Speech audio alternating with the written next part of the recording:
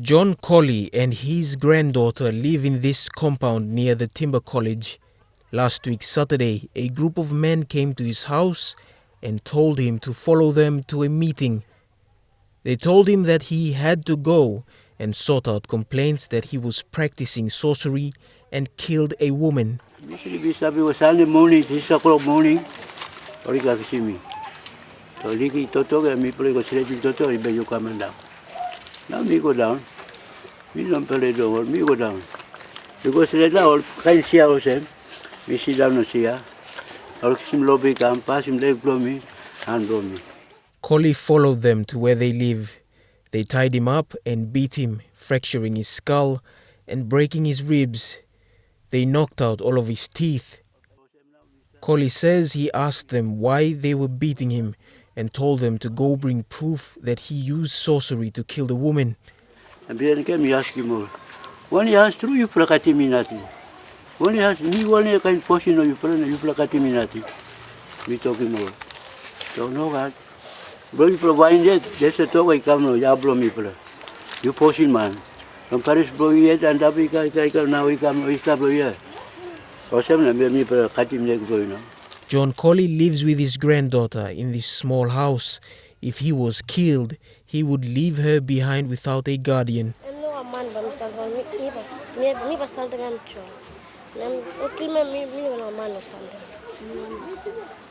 Talita John, his granddaughter, was with the group that went to get her grandfather back. They are both still shaken by the ordeal. What happened to John has brought widespread condemnation in the community surrounding the Nawai block area. Mi bungi planti manu andabe morsa kukim stimo desla.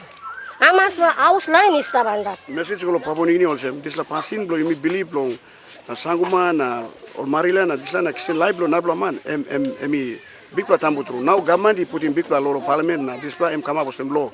So time you Alex Dawa is John's neighbor. He is also a community leader who is concerned that the Sorcery Act isn't working. It comes 6 months after Ramu's mass sorcery killing. Children were also killed and a man was decapitated. John Colley is lucky, but he says the trauma of nearly being killed will haunt him for the remaining years of his life. Sorcery in PNG is proven by evidence. Those who are accused can then be prosecuted. Bethany Harriman, National MTV News, Lae. For the first time, Papua New Guinea will get a medical service it never had before. The Fred Hollows Foundation, in partnership with the Divine Word University in Madang, commissioned a new eye theatre last Friday.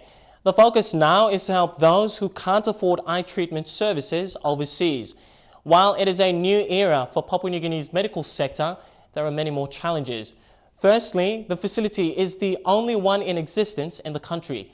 And secondly, they have to be focused on how this service can be made available to the bulk of the population in rural areas.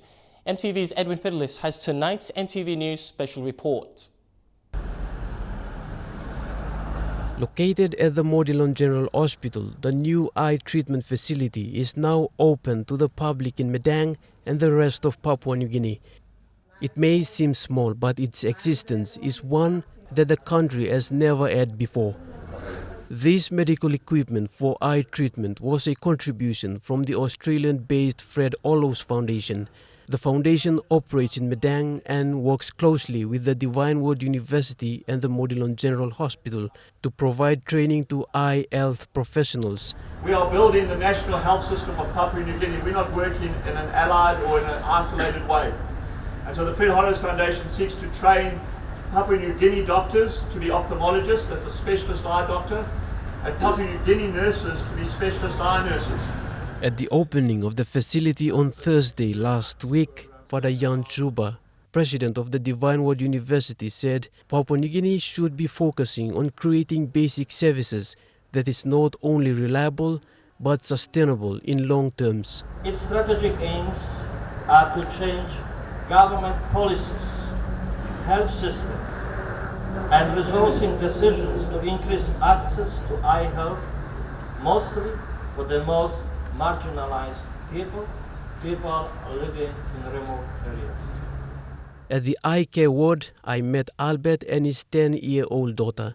They came all the way from West New Britain province to seek this Eyecare service. Doctor bin checking my blood, I've been talking some eye blood and more right as well. Sambla when I'm in chat low eye blood and backside through bin bakarap finish.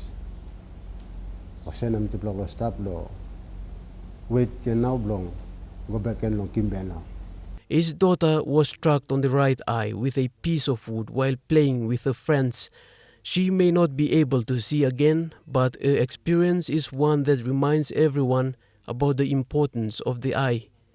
Here you also get a sense of the importance of this service that Papua New Guinea haven't seen for many years. Normally, on average, we see close to 300 to 500 patients in a day, but since the introduction of the new eye building and staff, we are seeing close to more than 800 in a month. Last month we have seen, ending last month, we have seen close to 928 patients. So it is going to be increased day by day. Much of these health services can only be found in urban areas. For those in the rural areas, they are still far away from these services, and it is also a challenge for those delivering this service. The Fred Hollows Foundation is now looking into the future, it says. They are now looking at bringing these services to the bulk of the population in rural areas where most of the people have only heard of it but never had the chance to use it. Edwin Fidelis, National MTV News.